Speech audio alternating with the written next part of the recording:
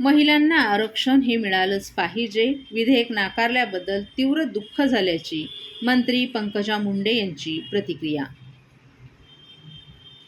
राज्यातील महिलांना सर्व क्षेत्रात आरक्षण मिळालं पाहिजे ही आमची मोठी मागणी असून महिलांच्या भविष्यातील नेतृत्वासाठी हे अत्यंत महत्त्वाचं असल्याचं मत मंत्री पंकजा मुंडे यांनी व्यक्त केले. महिलांच्या आरक्षणासंदर्भातील विधेयक नाकारण्यात आल्याबद्दल त्यांनी तीव्र दुःख व्यक्त करत या निर्णयाचा निषेध करण्यात येईल असं स्पष्ट केले. यावेळी बोलताना पंकजा मुंडे यांनी माझी पहिली ओळख ही स्त्री आहे. महिलांना आरक्षण मागण्याची वेळ येणं ही दुर्दैवाची बाब आहे. मधल्या काळात महिलांना मागे ठेवण्याचं काम झालं. जे विधेयक नाकारलं गेलं ते महिलांच्या भविष्यातील नेतृत्वाची हत्या असल्याचं मुंडे यांनी सांगितलं. या प्रवृत्तीला महिला चोख उत्तर देतील आणि महिलांच्या हक्कासाठी लढा सुरूच राहील. तसंच हे विधेयक मंजूर न झाल्यानं विरोधकांनी जल्लोष केल्याची टीका देखील त्यांनी केली. दरम्यान खासदार सुप्रिया सुळे आणि नेते संजय राऊत यांच्या वक्तव्याबाबत त्यांना विचारलं असता पंकजा मुंडे यांनी थेट प्रतिक्रिया देण्याचं टाळलं. कोण काय बोललं यावर आपण बोलणार नाही. मुख्यमंत्र्यांचा स्तर कोणी काढू नये. ते तिसऱ्यांदा मुख्यमंत्री झाले आहेत. त्यामुळे त्यांचा रोल ठरवण्याचा अधिकार जनतेचा असल्याचंही त्यांनी नमूद केलं. तसंच हे विधेयक पास न होण्यामागे काही घटक जबाबदार असल्याचं सांगत विरोधकांनी केवळ स्वार्थासाठी हे विधेयक नाकारलं असल्याचा आरोपही त्यांनी केलाय. केंद्रशासित प्रदेश कायद्याच्या दुरुस्तीचं विधेयक हे म्हणजे प्रत्यक्षात नारी शक्ती वंदन विधेयक अधिनियम हे आणलं तेव्हा आपल्याला स्पेशली आपल्या देशाला स्वतःच वैयक्तिक मालमत्ता समजणारे पक्ष म्हणजे काँग्रेस तसेच आपले समाजवादी पक्ष टीएमसी टीएमके यांनी विरोध केलेला आहे.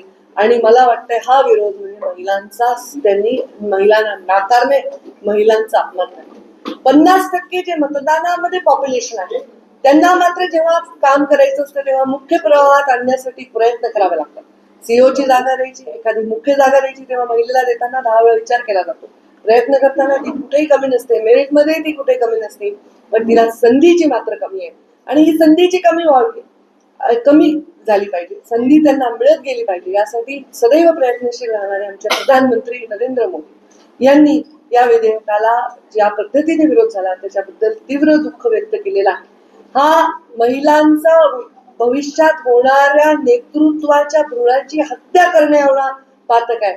आणि जेव्हा इतिहास लिहिला जातो तेव्हा इतिहास जसा चांगला लक्षात राहील तेव्हा हा इतिहास लिहिला जाईल तेव्हा हे नक्की लक्षात राहील की महिलांच्या पुढे जाण्याला महिलांचा स्वतःचा हक्क बजावण्यासाठी विरोध करणाऱ्या या पक्षाला महिला तरी कधीही क्षमा करणार नाही. आणि म्हणून याबद्दल तीव्र निषेध व्यक्त करण्याची गरज आहे. हे लोकशाहीच्या मार्गाने विधेयक आणत असताना बहुमत न मिळू देणारा प्रयत्न करणारे लोकांविषयी आश्चर्य वाटत असताना हे नाही झालं विधेयक यशस्वी त्याच्यावर त्यांनी सेलिब्रेट केलं त्याचा जल्लोष केला. हे समस्त महिलांच्या हृदयामध्ये उठलेला विषय आहे. मी साधं प्रेस घ्यायला जिथे जिथे जातीये मी भाषण करतेय. काल मी एका सभेमध्ये गेले तेव्हा या महिला विधेयकाविषयी आमचे मुख्यमंत्री देवेंद्रजी फडणवीस पोटतिडकीने बोलत असताना प्रचंड प्रमाणात लाडक्या बहिणींकडनं टाळ्या येत होत्या. त्यांना वाटत होतं की हो आम्ही या प्रवाहात असलं पाहिजे. आम्हाला समान संधी आमचा अधिकार आहे आणि ती संधी आम्हाला नाकारणाऱ्या लोकांना महिला क्षमा करणार नाही. आणि म्हणून याच्यामध्ये एक जनजागृती झाली पाहिजे. महिलांकडनं हा विषय महिलांपर्यंत पोहोचलेलाच आहे. त्यांची मागणी आली पाहिजे आणि त्यासाठी आम्ही प्रयत्न जे म्हणजे मुळामध्ये आम्ही विरोधी पक्षात होतो. स्वातंत्र्य काळापासून एक पर्याय म्हणून काँग्रेस समोर उभा राहणारा आणि राष्ट्रप्रेम आणि या देशाच्या हितासाठी झगडणारा पक्ष भारतीय जनता पार्टी नरेंद्र मोदीजींच्या रूपाने आम्हाला मिळालेले प्रधानमंत्री या जगामध्ये आपली गरिमा निर्माण करणारे प्रधानमंत्री एखाद्या सामान्य समाजाला मुख्य प्रवाहात आणण्यासाठी सदैव संधी देणारे प्रधानमंत्री आणि आमच्या महिलांना सदैव महत्वाचं स्थान देणारे प्रधानमंत्री आणि त्यांनी महिलांसाठी हे विधेयक मंजूर करत असताना सर्वांनीच तिथे सकारात्मक प्रतिसाद द्यायला पाहिजे होता जो दिला नाही. हा अत्यंत निंदाजनक विषय आहे.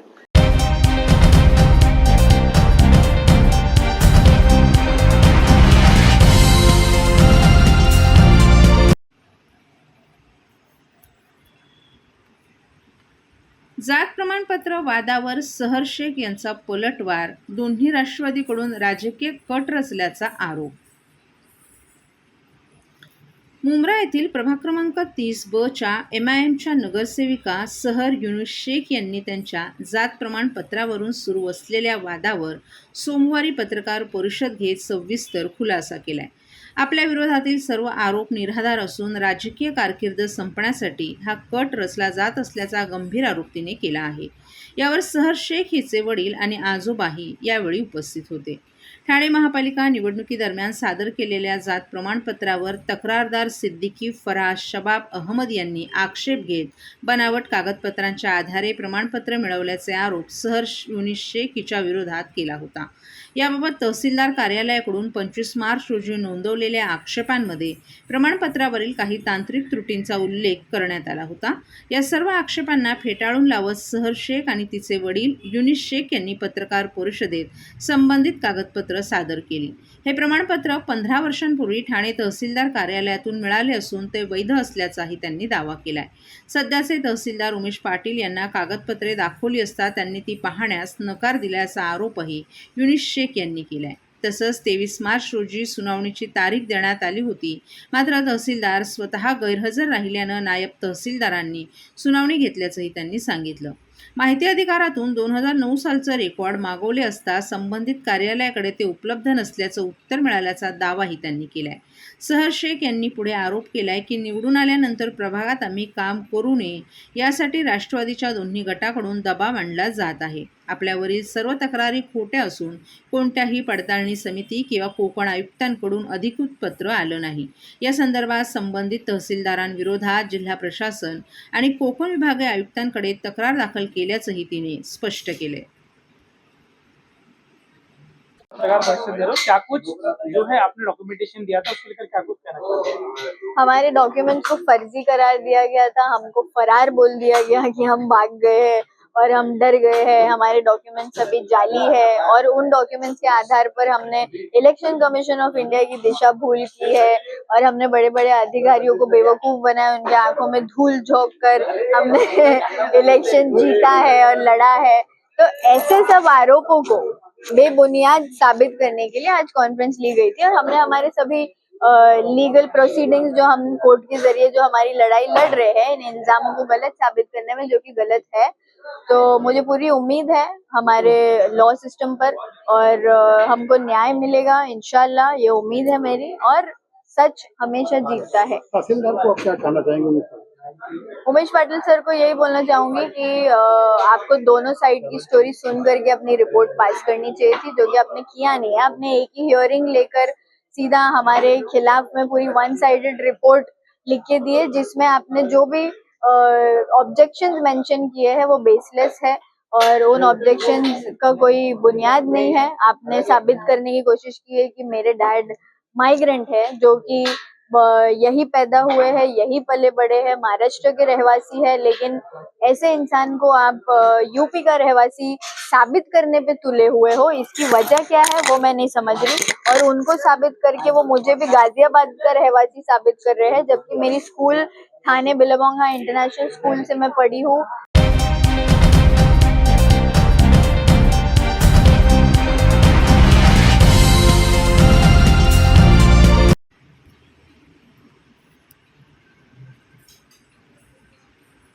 कल्याण ते CST दरम्यान लोकल अर्धा तास उशिरा, दिवा स्थानकात प्रवाशांची प्रचंड गर्दी. लोकल सेवा आज सकाळपासूनच विस्कळीत झाल्यानं प्रवाशांना मोठ्या गैरसोयीला सामोरं जावं लागलं. विशेषतः दिवा रेल्वे स्टेशन येथे सकाळच्या गर्दीच्या वेळेत मोठ्या प्रमाणावर प्रवाशांची गर्दी उसळली होती. आजची परिस्थिती नेहमीपेक्षा वेगळी असल्याचं चित्रही पाहायला मिळालं. कामावर जाणाऱ्या प्रवाशांना वेळेवर लोकल न मिळाल्यामुळे प्लॅटफॉर्मवर प्रवाशांची संख्या झपाट्यानं वाढली होती. कल्याण जंक्शन रेल्वे स्टेशन ते छत्रपती शिवाजी महाराज टर्मिनस दरम्यान धावणाऱ्या लोकल गाड्या सुमारे अर्धा तास उशिरानं धावत असल्यानं सर्वत्र अस्वस्थतेचं वातावरण निर्माण झालं होतं. अचानक वाढलेल्या गर्दीमुळे प्लॅटफॉर्मवर हालचाल करणंही कठीण झालं होतं. अनेक प्रवाशांना गाडीत चढताना आणि उतरताना मोठी कसरत करावी लागली. काही प्रवाशांनी नाराजी व्यक्त केली तर काहींनी परिस्थिती शांतपणे हाताळण्याचा प्रयत्न केला. गर्दी इतकी वाढली होती की काही प्रवाशांना श्वास घेण्यासही त्रास होत असल्याच्या तक्रारी समोर आल्या. या उशिरामुळे अनेक कर्मचारी वेळेवर कार्यालयात पोहोचू शकले नाहीत, तर विद्यार्थ्यांनाही शाळा आणि महाविद्यालयात उशीर झाला. परिणामी अनेकांनी आपल्या कार्यालयांना उशीर होणार असल्याची माहिती दिली. दरम्यान रेल्वे प्रशासनानं परिस्थिती नियंत्रणात आणण्यासाठी प्रयत्न सुरू केले असून लोकल सेवा लवकरात लवकर पूर्ववत करण्यासाठी उपाययोजना करण्यात आल्याचं सांगण्यात आलं. मात्र आजचा दिवस प्रवाशांसाठी अत्यंत त्रासदायक ठरला असून भविष्यात अशा घटना टाळण्यासाठी योग्य नियोजन आणि त्वरित निर्णय घेण्याची गरज प्रवाशांकडून व्यक्त करण्यात येत होती.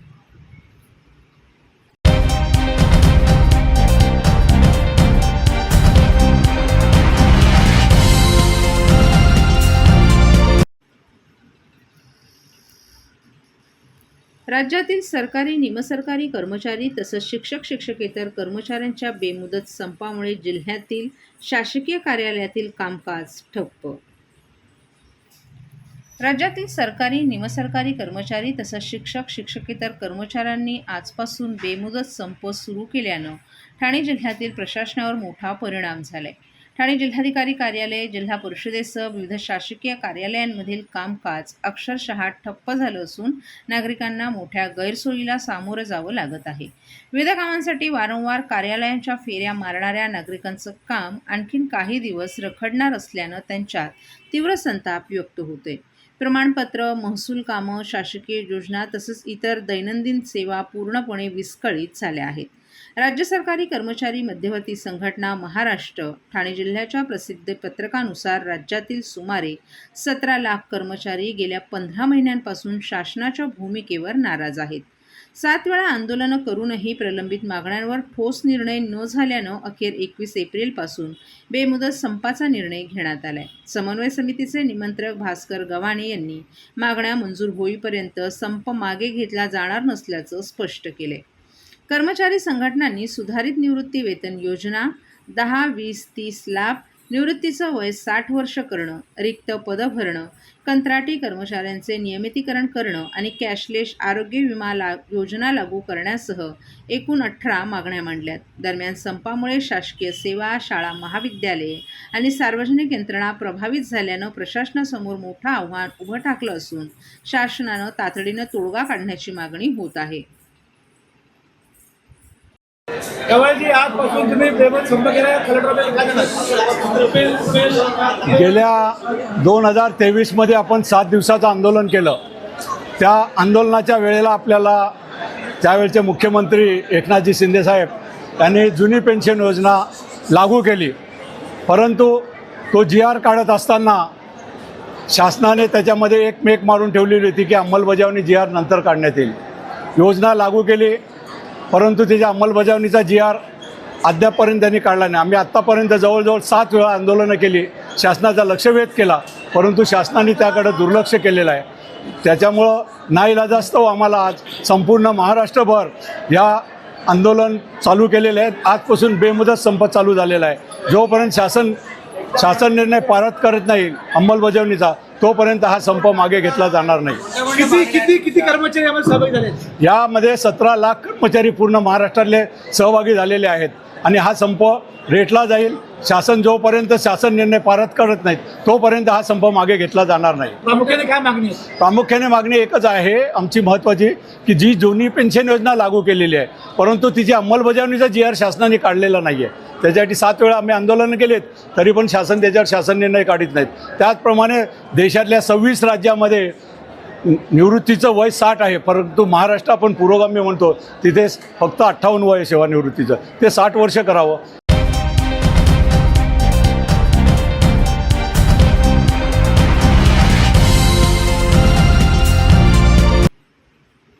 पावसाळ्याच्या पार्श्वभूमीवर ठाणे म्युनिसिपल कॉर्पोरेशननं प्रशासनानं यंदा नालेसफाई मोहिमेला लवकरच सुरुवात केली आहे.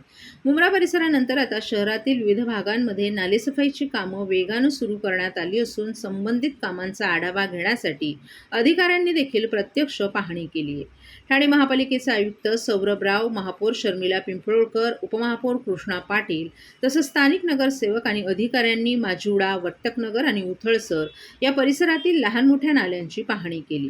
या पाहणीदरम्यान काही नाल्यांची दुरावस्था असल्याचं निदर्शनास आलं. संबंधित नाल्यांचं ऑडिट करून आवश्यक दुरुस्ती तातडीने करण्याचे निर्देशही देण्यात आले. तसंच पावसाळ्यापूर्वी झाडांची छाटणी लवकरात लवकर पूर्ण करावी, जेणेकरून पावसाळ्यात नागरिकांना अडचणी येऊ नयेत असंही स्पष्ट करण्यात आले.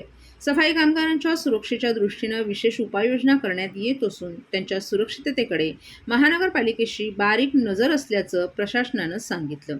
आधुनिक तंत्रज्ञानाचा वापर करून शहरातील सर्व नालेसफाईची कामे 31 मे पर्यंत पूर्ण करण्यात येणार असल्याची माहिती यावेळी देण्यात आली.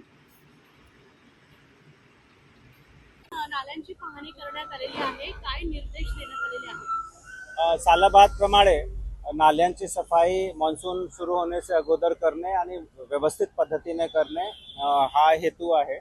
आणि यामध्ये आता माननीय महापौर मॅडम, माननीय उपमहापौर साहेब तसेच जे स्थानिक सभासद आहेत ते सुद्धा पाहणीमध्ये सहभागी आहेत. महासभेमध्ये सुद्धा या विषयाबद्दल चर्चा झाली की आपण प्रत्येक वर्षी नाल्यांची सफाई करतो, मान्सूनसाठी सिटीला सज्ज करतो, तरीही काही ना काही त्रुटी राहून जाते, काही ना काही कमतरता असते. म्हणून शास्त्रोक्त पद्धतीने नाल्याची सफाई कसे करता येईल, एकूण नाल्यांची संख्या, एकूण त्याची लांबी, किती क्युबिक मीटर त्याच्यातून गाळ निघणार आहे, हा एक ॲस्पेक्ट आहे. जे गाळ आहे तो किती दिवस बाहेर ठेवायचा आहे ड्राय होण्यासाठी, आणि ड्राय झाल्यानंतर कोणती लोकेशनवर त्याला आपण शिफ्ट करत आहोत, त्याची आपल्याला मॅपिंग करणे खूप आवश्यक आहे. सो लास्ट इयर आपल्याकडे एकूण 3 कॉन्ट्रॅक्टर काम करत होते. यावर्षी आपल्याला 7 कॉन्ट्रॅक्टर्स भेटले आहेत. 7 कॉन्ट्रॅक्टर्सच्या मदतीतून आपण साधारणतः 186 किलोमीटर लांबीचे जे नाले आहेत त्यांची क्लिनिंगचा दायित्व आपण हाती घेतला आहे. माननीय महापौर मॅडमने 31 मे पर्यंतची आपल्याला डेडलाईन दिली आहे की मान्सून सुरू होण्याच्या अगोदर हे क्लिनिंगचं काम 30-31 मे पर्यंत संपवला पाहिजे. आणि हा काम कंप्लीट झाल्यानंतर यथावकाश लवकरात लवकर जे साचलेली गाळ आहे जे बाहेर आपण काढतो त्याला सुयोग्य ठिकाणावर हलवणे. सो या संपूर्ण ही जी एक्सरसाइज चालू झाली आहे मागील 4-5 दिवसापासून, त्यामध्ये काम किती योग्य पद्धतीने होत आहे, प्रतिदिवसचा बार चार्ट काय आहे, प्रतिदिवस किती लेंथ कव्हर होणे अभिप्रेत आहे. एखादा कॉन्ट्रॅक्टर त्याची स्पीड कमी असेल तर त्याला मशिनरी आणि मॅनपॉवर उपलब्ध करून देणे. आणि हे पाणीच्या दरम्यानच इतर बरेचसे मुद्दे सुद्धा लक्षात येतात आपले, की एखाद्या ठिकाणी कल्वर्ट चोकअप आहे, किंवा एखादा ब्रिज किंवा कल्वर्ट खूप जुना आहे, किंवा एखाद्या ठिकाणी रस्त्याचा विस्तार झाला परंतु मध्येच आपले अजून झाडे आहेत किंवा अनधिकृत पार्किंग होत आहे. तर असेही विषय आपल्या लक्षात येतात. माननीय महापौरांनी पाहणीच्या दरम्यान बरेच काही निर्देश दिले आहे, ते डिपार्टमेंटच्या सर्व अधिकाऱ्यांनी त्याची नोंद घेतली आहे. मान्सूनची जी तयारी आहे ते मुख्यतः मोठे समन्वयाचं काम असतो, कारण ठाणा महानगरपालिका क्षेत्रामध्ये महापालिका, MMRDA, मेट्रो, त्याच्यानंतर MSRDC, नॅशनल हायवे, हे बरेचशी एजन्सीज एकाच वेळी काम करतात. आणि जोपर्यंत त्यांच्यामध्ये समन्वय होत नाही तोपर्यंत मान्सूनची तयारी होऊ शकत नाही. आता प्रत्येक वर्षीप्रमाणे यावर्षी सुद्धा आता सगळे डिपार्टमेंट बरोबर घोडबंदर रोड आणि सिटीचे इतर जे क्रिटिकल एरिया आहे त्याची पाहणीचा कार्यक्रम सुद्धा आपण नियोजित केला. त्यामध्ये सुद्धा महापौर मॅडमला निमंत्रित करायचं आहे. आणि मान्सूनच्या दरम्यान सुद्धा जो आपल्याला ज्या गोष्टीची खात्री करायची आहे ती म्हणजे की सर्वोच्च पातळीच्या कोऑर्डिनेशन ठेवून आपला जे रिस्पॉन्स टाईम आहे तो कमी करणे. एखाद्या ठिकाणी तक्रार आली की लगेच त्याचं निराकरण करण्यासाठी आपल्याकडे टीम असली पाहिजे. ही सगळी तयारी आपण सतत करत आहोत.